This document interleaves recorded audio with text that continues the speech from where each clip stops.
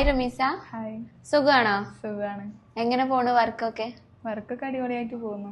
ഞാൻ ഭൂമി തരം മാറ്റം ചെയ്യുന്നതിൻ്റെ ഓഫീസിലാണ് ഇപ്പോൾ വർക്ക് ചെയ്യുന്നത്. എറണാകുളത്താണ്. 2 മന്തായി ഞാൻ വർക്കിംഗ് തുടങ്ങിയിട്ട്. കുഴപ്പമില്ല, നല്ല കൊളീഗ്സാണ്, നല്ല ഓഫീസാണ്. അപ്പോൾ ഇവിടെ ഏത് കോഴ്സായിരുന്നു ചൂസ് ചെയ്തിട്ടുണ്ടായിരുന്നത്? ഞാൻ 6 മന്ത് ഹോസ്പിറ്റൽ അഡ്മിനിസ്ട്രേഷൻ കോഴ്സാണ് ചെയ്തിട്ടുണ്ടായിരുന്നത്. ഇന്ന് ഒരുപാട് അക്കാഡമികളിൽ ഹോസ്പിറ്റൽ അഡ്മിനിസ്ട്രേഷൻ കോഴ്സ് പ്രൊവൈഡ് ചെയ്യുന്നുണ്ട്. അപ്പോൾ എന്തുകൊണ്ടാണ് IT അക്കാഡമി തന്നെ ചൂസ് ചെയ്തത്? എനിക്ക് IT അക്കാദമി ഒന്നുകൂടെ സേഫ്റ്റിയാണ്, പിന്നെ ലേഡീസ് ഓൺലി ആണ്. പിന്നെ വന്ന പാട് തന്നെ നമുക്ക് ഹോസ്റ്റൽ ഫെസിലിറ്റീസും കാര്യങ്ങളൊക്കെ നമുക്ക് കോളേജിൽ നിന്ന് തന്നെ പ്രൊവൈഡ് ചെയ്യുന്നുണ്ട്. പിന്നെ ടീച്ചേഴ്സ് ആയാലും എല്ലാവരും നല്ല കമ്പനിയാണ്, നല്ല രീതിയിൽ ക്ലാസ്. നമുക്കിപ്പോൾ ഇനി ഇംഗ്ലീഷിൽ അറിയില്ല എന്നുണ്ടെങ്കിൽ നമുക്ക് മലയാളത്തിൽ വേണമെങ്കിൽ നമുക്ക് ക്ലാസ് എടുത്ത് തരും. നമുക്ക് എത്ര ഡൗട്ട്സ് ഉണ്ടെങ്കിലും അവരത് വീട്ടിലായാൽ പോലും അവരത് ക്ലിയർ ചെയ്ത് തരുന്നുണ്ട്. അത്രയും കംഫർട്ടായിട്ടുള്ള ഒരു കോളേജാണ് കണ്ടപ്പോൾ ഇവിടെ തന്നെ പഠിക്കാൻ തീരുമാനിച്ചു.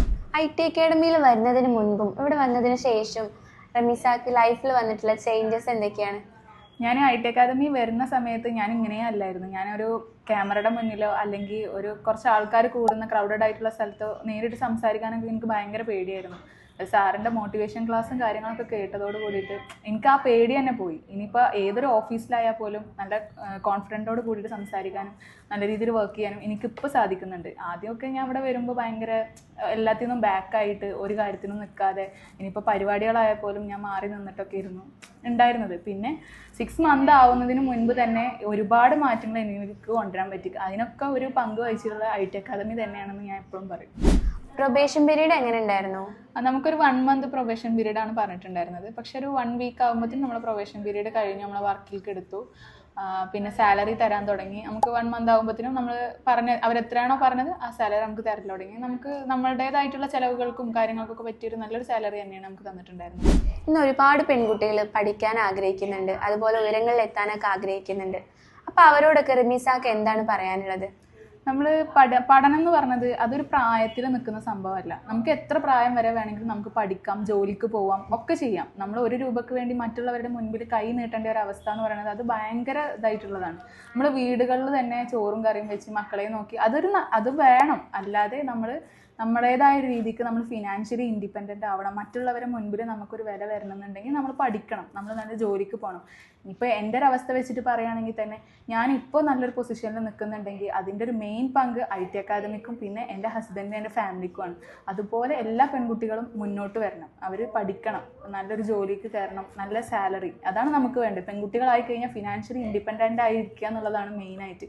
നമ്മളെന്നും മറ്റുള്ളവരെ ഡിപ്പെൻഡ് ചെയ്ത് ജീവിക്കുക എന്ന് പറയുന്നത് അതൊരു മോശമാണ്. കാരണം നമുക്ക് തന്നെ അത് മോശമായിട്ട് തോന്നി തുടങ്ങും പിന്നീട്. അപ്പോൾ എല്ലാവരും പഠിക്കാൻ വേണ്ടിയിട്ട് നമ്മൾ മുന്നോട്ട് കൊണ്ടുവരിക.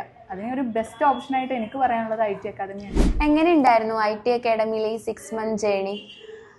വളരെ അടിപൊളിയായിരുന്നു. കാരണം എനിക്ക് ഒരുപാട് നല്ല നല്ല ഫ്രണ്ട്സിനെ കിട്ടി, നല്ല ടീച്ചേഴ്സിലുപരി നമുക്ക് നല്ലൊരു ഫ്രണ്ട്സിനെ പോലെ തന്നെയായിരുന്നു അവർ. ക്ലാസ്സിന് പുറമെ നമ്മളായിട്ട് ചിരിയും കളിയും എല്ലാം ഉണ്ടായിരുന്നു. പിന്നെ സാറിൻ്റെ ക്ലാസ് ആയാലും നല്ല മോട്ടിവേഷൻ ക്ലാസ്. നമുക്ക് എന്തെങ്കിലും പേടി കാര്യങ്ങളൊക്കെ ഉണ്ടെങ്കിൽ അത് മാറാനും മറ്റുള്ളവരുടെ മുന്നിൽ സംസാരിക്കാനും നമുക്കൊരു സ്റ്റേജ് ഇവിടെ ഒരുക്കി തരുന്നുണ്ട്. നമുക്ക് സംസാരിക്കാനും പരിപാടികൾ പങ്കെടുക്കാനും ഒക്കെ ഇതിന് നമുക്കൊരു സ്പേസ് തന്നെ ഇവിടെ ഉണ്ട്. ഒരു കംഫർട്ടബിൾ സോൺ തന്നെയായിട്ട് എനിക്ക് പറയാൻ പറ്റും. കാരണം ഞാൻ അവിടെ വരുമ്പോൾ നമ്മൾ ആദ്യം ഭയന്നിട്ടുണ്ടായിരുന്നത് ഒരു കോളേജ് എന്ന് പറഞ്ഞു കഴിഞ്ഞാൽ അവിടെ ഭയങ്കര സ്ട്രിക്റ്റ്, ഭയങ്കര വെറും പഠനം എന്നുള്ള ആ ഒരു ചിന്ത, അതൊന്നും അല്ല IT അക്കാദമി. IT അക്കാദമിയിൽ രണ്ടും ഇൻക്ലൂഡഡ് ആയിട്ടാണ് കൊണ്ടുപോകുന്നത്. എനിക്ക് നല്ല കുറേ ഫ്രണ്ട്സിനെ കിട്ടി. നല്ല കുറേ ഫ്രണ്ട്സ് പറഞ്ഞു കഴിഞ്ഞാൽ അവർ നമ്മളെ സപ്പോർട്ട് ചെയ്യുന്ന ടീച്ചേഴ്സ് ആയാലും നമ്മളെ സപ്പോർട്ട് ചെയ്യുന്ന ഒരുപാട് നല്ല ആൾക്കാരെ കിട്ടി. ഞാൻ ഒരുപാട് സന്തോഷവതിയാണ്.